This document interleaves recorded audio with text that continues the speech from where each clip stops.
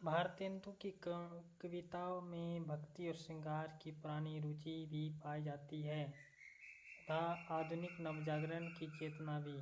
इस कथन का विवेचन कीजिए। अथवा भारतेंदु की भक्ति परक और श्रृंगार परक कविताओं का विश्लेषण कीजिए। अथवा भक्ति और श्रृंगार के स्तर में भारतेंदु काव्य का मूल्यांकन कीजिए। अथवा भारतेंदु के काव्य की अंतर्वस्तु स्पष्ट कीजिए। उत्तर: भारतेंदु हरिश्चंद्र ने लगभग 70 के करीब काव्य ग्रंथों की रचना की है। इसमें एक और अपनी परंपरा का सम्मान करते हुए सूरदास, घनानंद बिहारी की परंपरा के अनुपालन में भक्ति, प्रेम, सौंदर्य, श्रृंगार आदि की रचनाएं हैं, तो दूसरी ओर नई परंपरा का निर्माण करते हुए अपने समय और युग के प्रति आलोचनात्मक दृष्टिकोण वाली कविताएं भी है। पारंपरिक कविताओं में भी परंपरा का अंधानुकरण नहीं है, अपितु उसे भी समय अनुसार बदलने की प्रवृत्ति दिखाई देती है।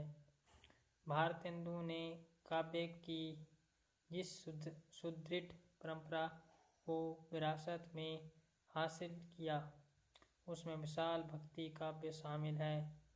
भक्ति साहित्य की इस परंपरा के साथ ही लोक साहित्य और संगीत की परंपरा से भी बखूबी परिचित थे, किंतु उनका तत्कालिक इतिहास इस बात का भी गवाह था कि रीति काव्य के रूप में साहित्य और समाज का रिश्ता दम तोड़ रहा था। सामंतिक परिवार, वैष्णव संस्कार और साहित्य सृजन की पारिवारिक परंपरा का भी उन पर प्रभाव पड़ा था। इसलिए अपने छोटे से जीवन काल में उनकी काव्य रचना का आरंभिक हिस्सा धार्मिक कविताओं के रूप में परंपरा पालन करते हुए सामने आता है। यद्यपि उनकी ऐसी कविताएं भी राष्ट्रीय जागरण की मूल प्रवृत्ति से किसी न किसी रूप में प्रभावित नजर आती है। भारतेंदु की भक्तिपरक कविताएं ईश्वर का गुणगान करने, उसके रूप सौंदर्य का वर्णन करने, धर्म का दार्शनिक मान्यताओं को नकारने या पुष्ट करने वाली कविताएं हैं। जैसे भक्त सर्वस्व 1870 ईस्वी, जिसमें राधा और कृष्ण के प्रति भक्तिभाव की व्यंजना करते हुए पुराणों के अनुसार उनके चरण चिन्हों का वर्णन है। विशाख महात्स्य 1872 ईस्वी, जिसमें वैशाख महीने के स्नान की महिमा का वर्णन है। या देवी छदम लीला 1873 ईस्वी, प्रेम मालिका 1871 ईस्वी, प्रातः स्मरण मंगल पाठ 1873 ईस्वी, दैन्य प्रलाप 1873 ईस्वी, रानी छदम लीला 1874 ईस्वी आदि कविताओं में राधा कृष्ण का प्रेम के महत्व का, ईश्वर के प्रति निवेदन का, राधा कृष्ण के मिलन का वर्णन किया है। इनमें और ऐसी ही अन्य कविताओं में एक प्रकार से भक्ति आंदोलन की सगुणवादी परंपरा का ही अनुकरण दिखाई देता है। इन रचनाओं में भारतेंदु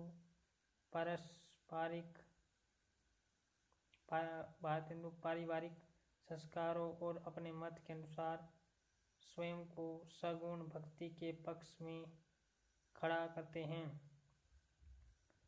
19वीं शताब्दी में बंगाल से सामाजिक धार्मिक नवजागरण की जो लहर उठी, उसमें धार्मिक काव्य परंपरा के अनुपालन पर कई प्रश्न लग गए। धार्मिक सामाजिक सुधारवादी आंदोलन, धर्म की रूढ़िवादिता, अंधविश्वास, धर्म द्वारा निर्देशित या प्रेरित सामाजिक कुरीतियों का जोरदार खंडन करके समाज सुधार पर बल देने का कार्य कर रहा था। भारतेंदु हरिश्चंद्र पर भी इनका काफ़ी गहरा प्रभाव पड़ा। अपनी अनेक यात्राओं में बंगाल के इन समाज सुधारक नेताओं में से काफ़ी के साथ भारतेंदु का व्यक्तिगत परिचय, दोस्ती और संपर्क भी रहा। अपने मान्यताओं का विरोध करने वाली मान्यताओं के खिलाफ भी इन्होंने जोरदार कविताएं लिखी। कुछ मान्यताओं को उन्होंने तर्क की कसौटी पर परख कर बदला भी, जैसे सगुण भक्ति के समर्थक होते हुए आदित्यवाद का दर्शन भारतेंदु के गले से नीचे नहीं उतर पाया। अहम ब्रह्मा सब मूर्ख भाखे, ज्ञान गरुड़ बढ़ाए।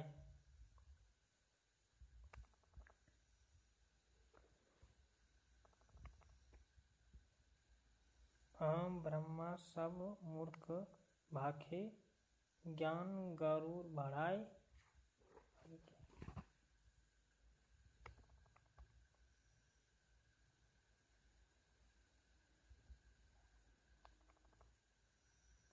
तनिक चोट के लगत उठत, रोई रोई करी हाय।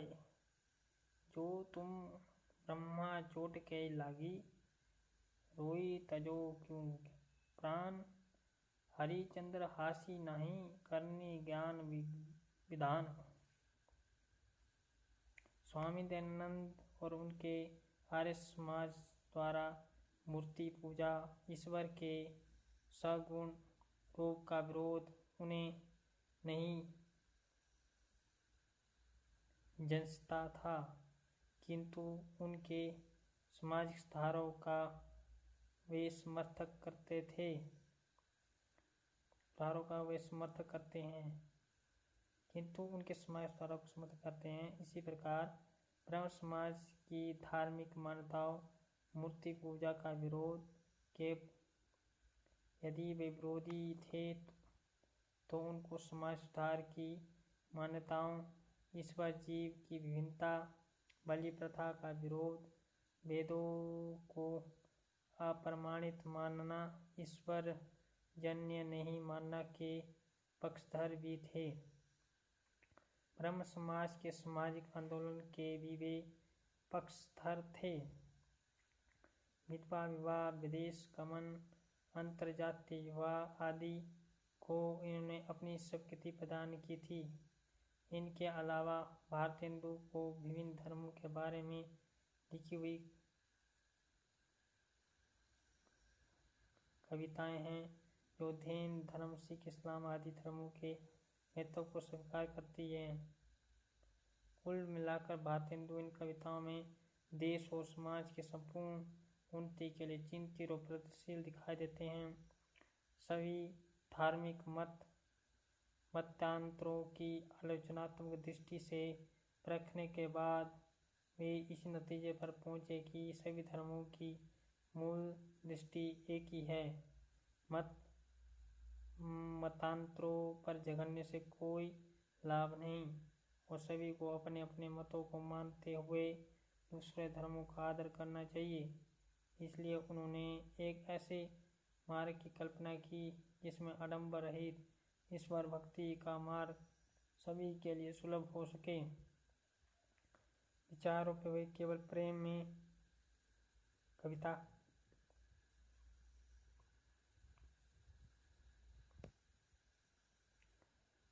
विचारों पे ये केवल प्रेम में, ना ही ज्ञान में, ना ही ध्यान में, ना ही कर्म कुल नेम में, ना ही भारत में, ना ही रामायण में, ना ही मनु में, ना ही वेद में, ना ही झगड़े में, ना ही युक्ति में, ना ही मदन के भेद में, ना ही मंदिर में, ना ही पूजा में, ना ही घंटा की घोर में।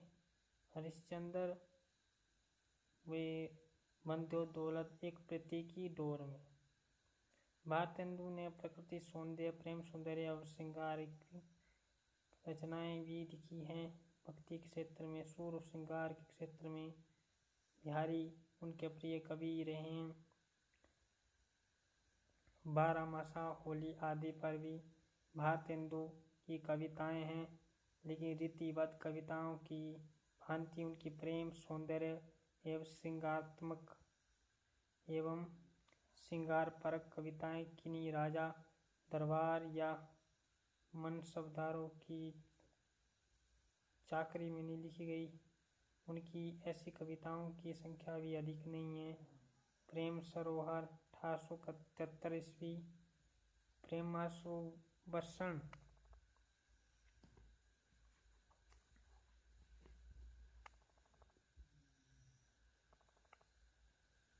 1873 ईस्वी, देवी छदम लीला 1873 ईस्वी, बसंत होली 1874 ईस्वी तथा प्रेम तरंग 1877 ईस्वी आदि रचनाएं ही इस श्रेणी में आती हैं। दूसरी बात यह है कि ऐसी कविताओं में भारतेंदु हाथ आजमाइश जरूर करते हैं, किंतु उनकी स्वच्छंदवादी प्रवृत्ति यहाँ भी सक्रिय दिखती है। व्यक्तिगत जीवन में प्रेम के अतुल अनुभव ऐसी कविताओं की प्रेरणा रहे हो, इस बात से इनकार नहीं किया जा सकता।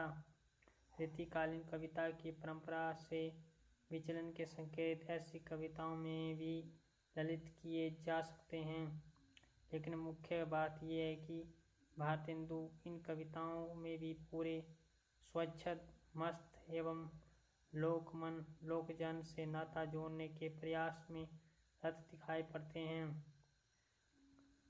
पावस ऋतु के जीवंत चित्रण की पृष्ठभूमि में भारतेंदु राधा कृष्ण की प्रेम लीलाओं का, उनके विरह मिलन का चित्रण करते हैं।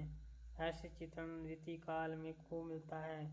इस दृष्टि से इसमें कोई नवीनता चाहे ना हो, किंतु ऐसे चित्रण में भी भारतेंदु की संवेदनशीलता छिपी नहीं रहती। चाहे पावस ऋतु के विभिन्न चित्रण हो, राधा की स्मृति में कृष्ण से मिलने का चित्रण हो या विरह का। कविता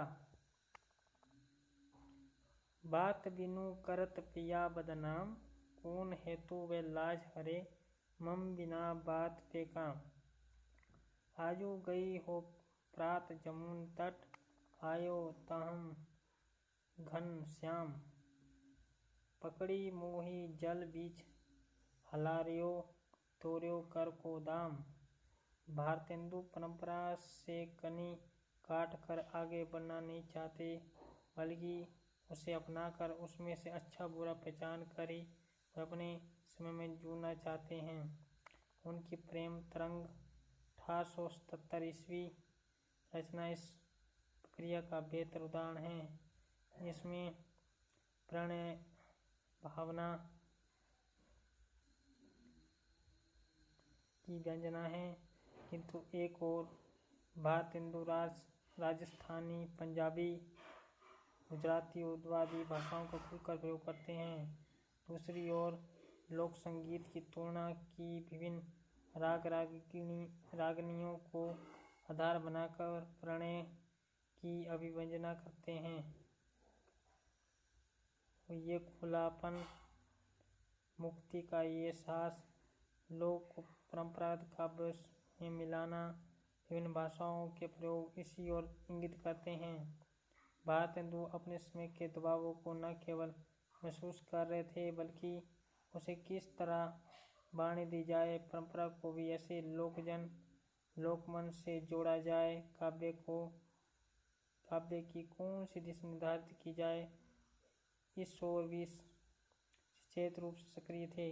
इस प्रकार भारतेंदु को धार्मिक कविताओं, धार्मिक काव्य की परंपरा को धार्मिक समन्वयवाद या धर्मनिरपेक्षता के सिद्धांत की ओर विकसित करने का प्रयास करती है। धन्यवाद। वीडियो को लाइक करें, सब्सक्राइब करें। धन्यवाद।